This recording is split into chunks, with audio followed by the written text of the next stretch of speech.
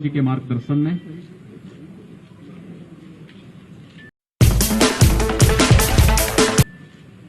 इस सदी की सबसे बड़ी महामारी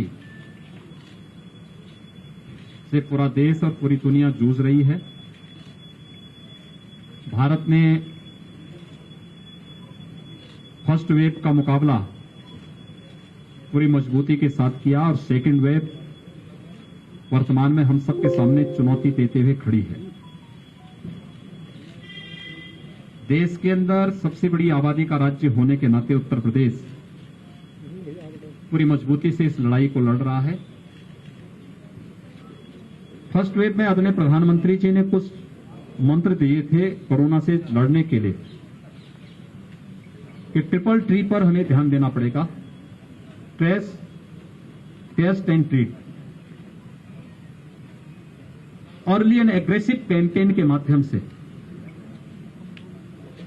हम इस लड़ाई को बहुत मजबूती के साथ आगे बढ़ा सकते हैं। फर्स्ट वेव में यह आशंका व्यक्त की थी विशेषज्ञों ने कि उत्तर प्रदेश में एक्टिव केस 1 लाख से ज्यादा जाएंगे और उत्तर प्रदेश ने एक्टिव केस 67,000 पर नियंत्रित करे थे और फर्स्ट वेव में जो यहां पर प्रतिदिन आने वाले जो मैक्सिमम केस थे वो 7,200 तक पहुंचे थे। सेकेंड वेव जब आई महाराष्ट्र के अंदर, दिल्ली के अंदर, जब पॉजिटिविटी बहुत ज्यादा बढ़ गई तो दुनिया के विशेषज्ञों ने, देश के भी विशेषज्ञों ने आशंका व्यक्त की कि महाराष्ट्र और दिल्ली की स्थिति थी, उत्तर प्रदेश तो आबादी का सबसे बड़ा राज्य है, इसकी क्या स्थिति होगी। और उन्होंने आशंका व्यक्त की थी कि 25 अप्रैल से लेकर के 10-15 मई के बीच में 1 लाख केस प्रतिदिन उत्तर प्रदेश में आएंगे।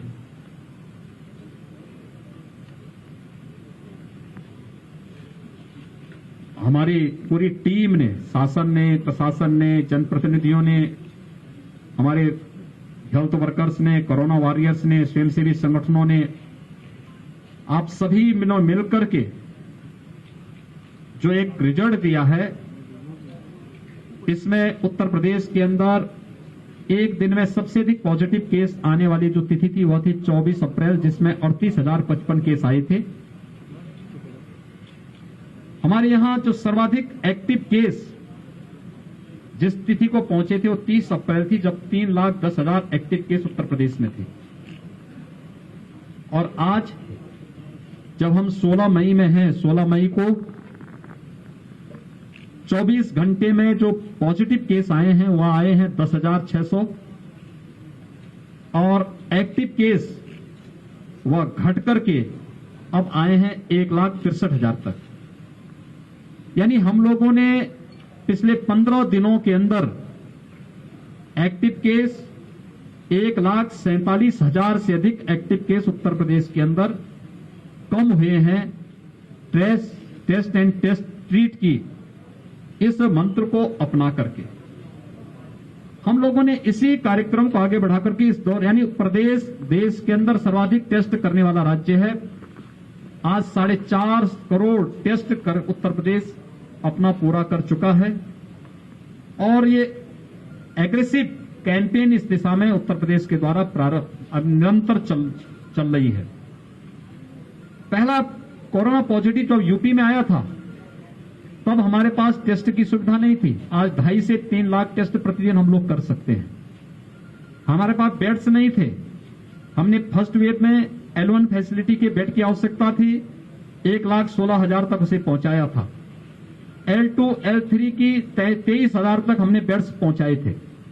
लेकिन सेकेंड वेव में L1 फैसिलिटी के बेड की आवश्यकता नहीं थी, L2, L3 की फैसिलिटी की आवश्यकता पड़ी तो हम आज 80,000 तक पहुंचा चुके हैं। फर्स्ट वेव में ऑक्सीजन की इतनी आवश्यकता नहीं थी, लेकिन सेकेंड वेव में ऑक्सीजन की आपूर्ति कई गुना ज्यादा बढ़ी। लोगों ने डिमांड की ऑक्सीजन की, जिससे पहली बार देश के अंदर ऑक्सीजन एक्सप्रेस भारत सरकार के सहयोग से चले। एयरफोर्स के जहाजों के माध्यम से ऑक्सीजन के टैंकर भेजे जाते थे, वहां से ट्रेन के माध्यम से मंगाए जाते थे, और आज हम लोगों ने हर जनपद में सरप्लस ऑक्सीजन तक उपलब्ध कराने में इस दौरान हम लोग सफल रहे हैं। लेकिन फ्यूचर की आवश्यकता को ध्यान में रखकर ऑक्सीजन आत्मनिर्भरता की दृष्टि से अकेले मेरठ मंडल के अंदर 35 नए ऑक्सीजन प्लांट लगाने की कार्रवाई वर्तमान में चल रही है, और जिसमें अकेले मेरठ जनपद में 10 ऑक्सीजन प्लांट वर्तमान में जिन पर या तो कार्य प्रारंभ हो चुका है या जिन पे कार्य होने जा रहा है, जिससे आने वाले समय में यहां के मेडिकल कॉलेजेज, हॉस्पिटल और सीएससीज में ज्यादातर को हम लोग ऑक्सीजन की दृष्टि से आत्मनिर्भर कर सकेंगे और बाहर से ऑक्सीजन लाने की आवश्यकता नहीं पड़ेगी। तो ऑक्सीजन कंसंट्रेटर भी हर एक जनपद को इस दौरान उपलब्ध कराए गए हैं। एक आशंका जो व्यक्त की जा रही है वह 2-3 चीजों को लेकर, एक गांव में इन्फेक्शन की दृष्टि से उत्तर प्रदेश ने 2 मई से ही इसके बारे में एक एडवाइजरी जारी कर दी, जिसमें निगरानी समितियां स्क्रीनिंग का कार्य कर रही हैं, हर लक्षण युक्त और संदिग्ध व्यक्ति को मेडिकल किट उपलब्ध करा रही हैं, उनकी सूची ICCC के साथ दे करके फिर ICCC से रैपिड रिस्पांस टीम वहां जाकर के एंटीजन टेस्ट करती है, उन्हें मरीज के लक्षण के अनुसार हॉस्पिटलाइज करना, क्वारंटीन सेंटर में रखना या होम आइसोलेशन में रखना, इन सब पर कार्य हो रहा है। और एक एग्रेसिव कैंपेन वर्तमान में पूरे प्रदेश के अंदर 97,000 राजस्व गांवों की दृष्टि से लेकर के राज्य सरकार ने लिया है, और यह अभियान हमारी 60,000 से अधिक जो निगरानी समितियां बनाई हैं, जिसमें 8 से लेकर के 10 सदस्य निगरानी समिति में हैं, और 12,000 नगरीय क्षेत्रों में ये निगरानी समितियां वर्तमान में कार्य कर रही हैं।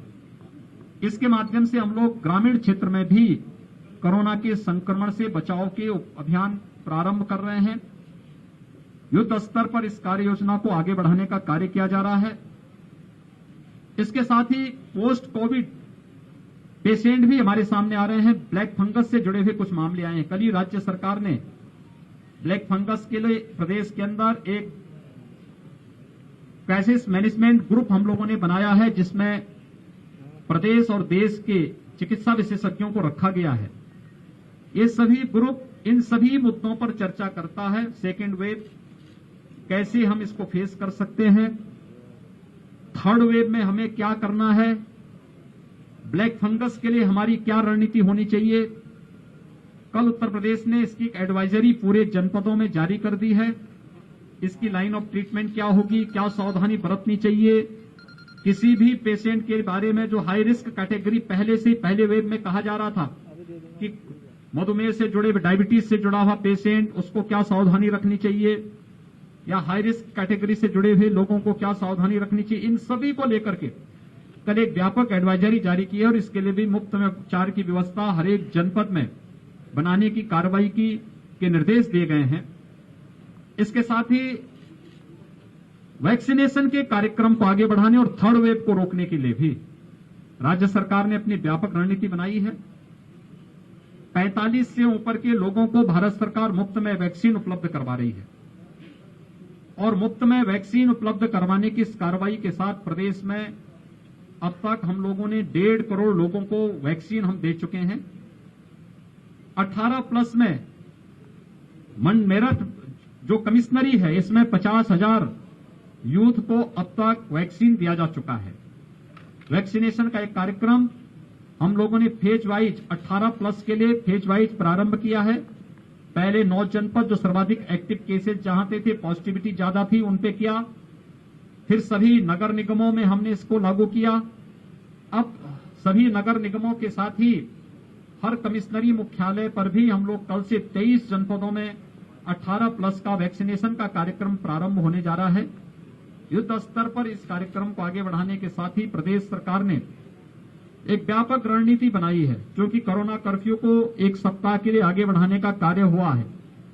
इस दौरान राज्य सरकार ने उन सभी लोगों को, 15 करोड़ लोगों को, जो पात्र गृहस्थी के, अंत्योदय के कार्ड धारक हैं, लेबर क्लास के लोग हैं, जरूरतमंद हैं, ऐसे लगभग 15 करोड़ लोगों को मुफ्त में राशन उपलब्ध कराने की 3 महीने का मुफ्त में राशन उपलब्ध कराने के कार्य को आगे बढ़ाया है। यह राशन प्रधानमंत्री गरीब कल्याण पैकेज के अतिरिक्त होगा। प्रधानमंत्री गरीब कल्याण पैकेज में एक यूनिट में 5 किलो खाद्यान्न निःशुल्क उपलब्ध कराया जा रहा है, उसके अतिरिक्त ये खाद्यान्न उसके अतिरिक्त होगा। इसके अलावा स्ट्रीट वेंडर, रिक्शा चालक, ई रिक्शा चालक, जितने भी लेबर संगठित और संगठित क्षेत्र के जितनी भी लेबर हैं, हमारे नाविक हैं, कुली हैं, पल्लेदार हैं, मोची हैं, नाई है, धोबी है, इन सभी लोगों को भी जो प्रतिदिन कमाते थे और उससे अपने परिवार की आजीविका चलाते थे, उनको भरण पोषण भत्ता भी देने की व्यवस्था राज्य सरकार ने कल इसको स्वीकृति दी है।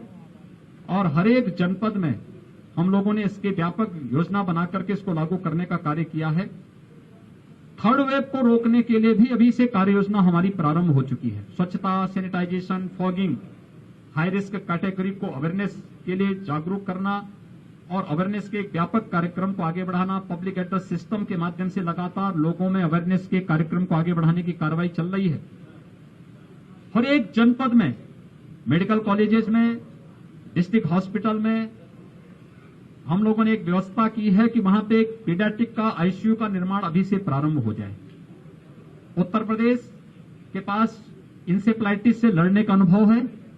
हम लोगों ने इसकी व्यापक कार्य योजना पहले से बनाई है। इंसेफ्लाइटिस में मौत के आंकड़ों को हम 95% कम करने में सफल हुए हैं और इस समय हम लोगों ने उसी तर्ज पर थर्ड वेव को फेस करने के लिए भी अपनी एक व्यापक रणनीति को आगे बढ़ाने का कार्य किया है। हमारी जो प्रदेश के अंदर विशेषज्ञों की समिति है वो निरंतर इस पर कार्य कर रही है। भारत सरकार के मार्गदर्शन में, भारत सरकार के सहयोग से हम इसको भी नियंत्रित करने में सफल होंगे। मेरी आप सबसे भी अपील होगी कि इस महामारी से लड़ने में एक बहुत बड़ा रोल अवेयरनेस का होगा और मीडिया का बहुत बड़ा रोल हो सकता है पब्लिक अवेयरनेस में। हाई रिस्क कैटेगरी से जुड़े हुए लोग जो पहले चरण से ही, पहले फर्स्ट फेज से ही कहा जा रहा है कि फर्स्ट वेव के समय की हाई रिस्क कैटेगरी के लोग बाहर न निकले, जिन्हें ब्लड प्रेशर है, जिन्हें शुगर है, जो कैंसर के रोगी हैं, जो हार्ट के पेशेंट हैं या किडनी के पेशेंट हैं, वे घर से बाहर न निकले, घर में भी मास्क लगा करके चले। गर्भवती महिलाएं हैं, 60 साल से ऊपर के लोग हैं, 10 साल से नीचे के बच्चे हैं, कम इम्यूनिटी के लोग हैं, ये लोग घर के बाहर न निकले। शेष अन्य लोगों को निकलना ही हो तो मास्क लगा करके चले। मास्क और 2 गज की दूरी का पालन करें। किसी वस्तु को छू रहे हैं तो सैनिटाइजर से हाथ साफ कर लें या साबुन पानी से साफ करें, हाथ साफ करें। इन सभी नियमों के बारे में अगर पब्लिक को हम अवेयर कर सकें, जागरूक कर सकें, तो एक बहुत बड़ा कार्य जो है कोरोना को रोकने की दिशा से और उसकी चेन के संक्रमण की चेन को ब्रेक करने में हम लोग काफी हद तक सफल हो सकते हैं। देश की कोरोना के खिलाफ इस लड़ाई में आपके माध्यम से भी सभी लोग जागरूक हो सकेंगे। इस अपील के साथ आप सबको बहुत बहुत धन्यवाद।